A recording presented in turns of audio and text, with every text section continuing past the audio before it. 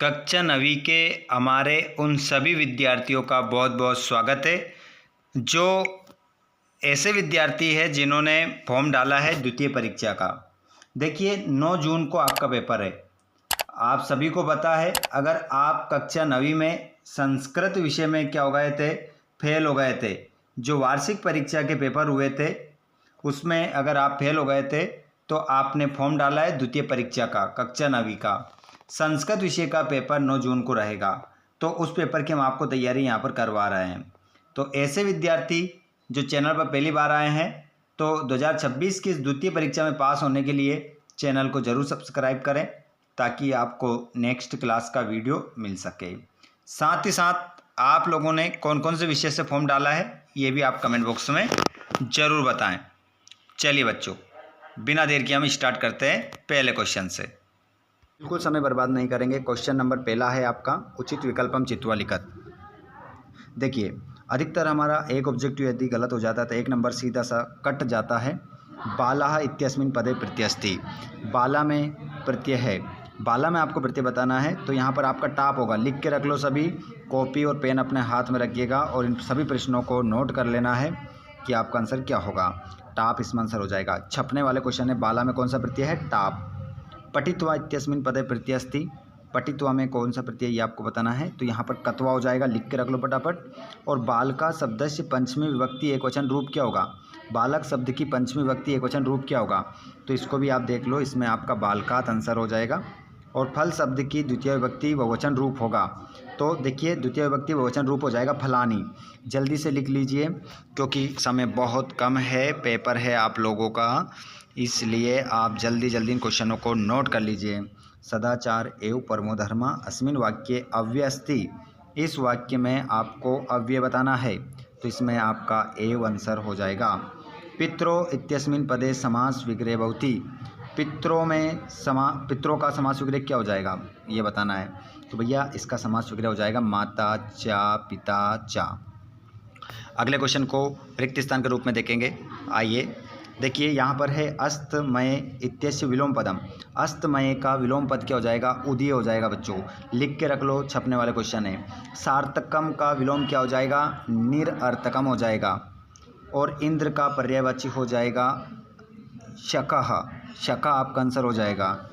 पवन का समानार्थी क्या हो जाएगा, वायु हो जाएगा। और प्रिय पुत्र आसित, प्रिय पुत्र आसित, इस वाक्य में आपका जो विशेषण हो जाएगा, विशेषण होगा वो हो जाएगा प्रिय। प्रिय आपका आंसर हो जाएगा,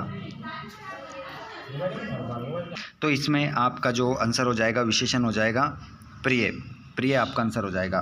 हेम एकः वृक्षम पश्यामि विशेष्य, विशेष्य पद क्या होगा आपका, वृक्षा हो जाएगा। ठीक है, विशेष्य पद आपका वृक्षा होगा। आगे चलते हैं हम। अगले क्वेश्चन, अशुद्ध वाक्य के सामने आम और अशुद्ध वाक्य के सामने जो वाक्य आपके सही है वहाँ पर आपको आम लिखना है, गलत है तो ना लिखना है। नास्ति इत्यस्मिन् पदे व्यंजन संधि अस्ति, ना। मना हरित विसर्ग संधे उदाहरणमस्ति, आम। आम और ना के लिए मैं राइट और कट का निशान बताऊंगा आप लोगों को। सदैव में वृद्धि संधि है, बिल्कुल आम लगा दो। घनश्याम में कर्मधारय समास है, आम। पीताम्बर पीतम अम्बरम यश, इसका समास विग्रह हो जाएगा, बिल्कुल आम। और द्विगु समास का उदाहरण पित्रो है, नहीं, असत्य है, ना लिखेंगे ना। अब जोड़ी देख लीजिए, यहाँ पर जोड़ी हम मिलाएंगे, गलती नहीं करना है किसी प्रकार की। देखिए रामस्य में कौन सी विभक्ति है, षष्ठी। बहनूना में तृतीय विभक्ति। फलम में प्रथमा विभक्ति। अनुगच्छन में आपका अनुपसर्ग हो जाएगा। उपकरोति में उपसर्ग हो जाएगा। और इंदौर नगरम संज्ञा पदम है। ठीक है, आगे चलिए। यहाँ पर एक शब्द में उत्तर देना है। देखिए बच्चों, गच्छति क्रिया पदे धातु अस्ति, गम धातु है यहाँ पर। और अस धातु का लट लकार में प्रयोग उत्तम पुरुष में एकवचन क्या होगा, तो यहाँ पर अस्मीन हो जाएगा। ठीक है, लंग लकार है ये, है ना, लंग लकार है ये, लंग लकार में अस्मीन बनेगा इसका। और लप्ते इति पदे रूपम का लकार है बहुती, तो लप्ते में आपका जो लकार हो जाएगा बच्चों लट लकार हो जाएगा। ठीक है, लट लकार, लट लकार आपका आंसर हो जाएगा, लट लकार, लट लकार आपका आंसर हो जाएगा। अगला प्रश्न है, गम धातु का लेट लकार मध्यम पुरुष बहुवचन क्या बनेगा? तो इसका बनेगा बच्चों मध्यम पुरुष बहुवचन, है ना। मध्यम पुरुष बहुवचन तो बनेगा गमिष्यत, गमिष्यत बनेगा, गमिष्यत बनेगा आपका आंसर। और प्रउपसर्ग लगाकर एक वाक्य एक पद बनाना है तो आपका आंसर हो जाएगा प्राचार्य, प्राचार्य आपका इसमें आंसर होगा, प्राचार्य। आगे देखिए, निर्गच्छति अस्मिन् पदे उपसर्गस्य नाम लिखत, तो इसमें निर उपसर्ग हो जाएगा आपका। चलिए आगे चलते हैं हम। यहाँ पर क्वेश्चन देखेंगे आप, 2 नंबर वाले क्वेश्चन हैं आपके सारे। कवि वाणीम किम कथयति, कवि वाणी से क्या कहता है? तो कवि वाणी से क्या कहता है ये आपको बताना है। तो निनादितुम नवीनाम वीनाम कथयति, मतलब वो कहता है नवीनाम वीनाम निनादितुम, नवीन वीणा को बजाओ। तो इसका आंसर अभी मैं बता रहा हूँ आप लोगों को, ठीक है। और इसका आंसर बता रहा हूँ और इसका आंसर बता रहा हूँ। 6, 7, 8 और 9 वाले प्रश्न का आंसर आप देखेंगे। ये रहे आपके आंसर, ठीक है। 6 का, 7वें का, 8वें का, 9वें का आंसर आप देख लीजिए, ठीक है। एक साथ लिख लीजिए सभी के।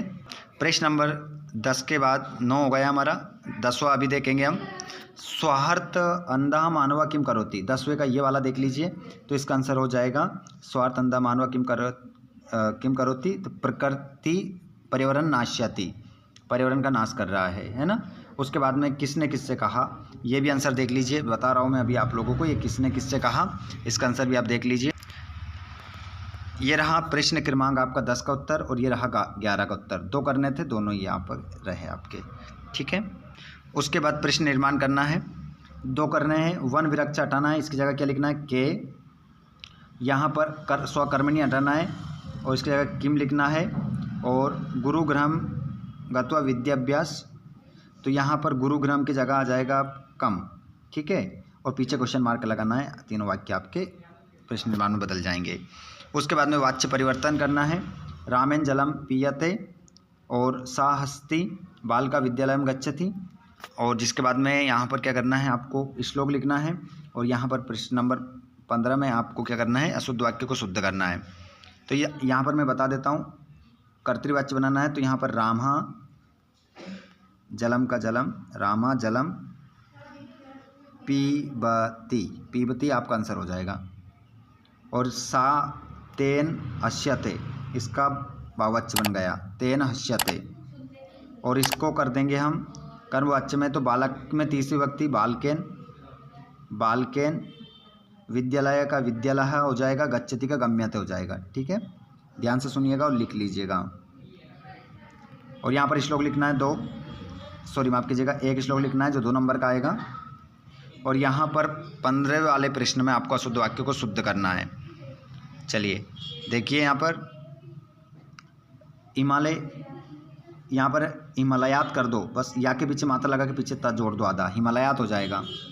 और यहाँ पर हनुमान की जगह हनुमंत हो जाएगा और हेम की पटसी की जगह पटामी हो जाएगा, वाक्य सही हो जाएगा, ठीक है। अब देखिए, मैं आप लोगों के लिए 15 तक लेकर आया हूँ, अभी 15 तक लेकर आया हूँ। मैं अब आगे आने वाले वीडियो में 16 से लेकर आने वाला हूँ।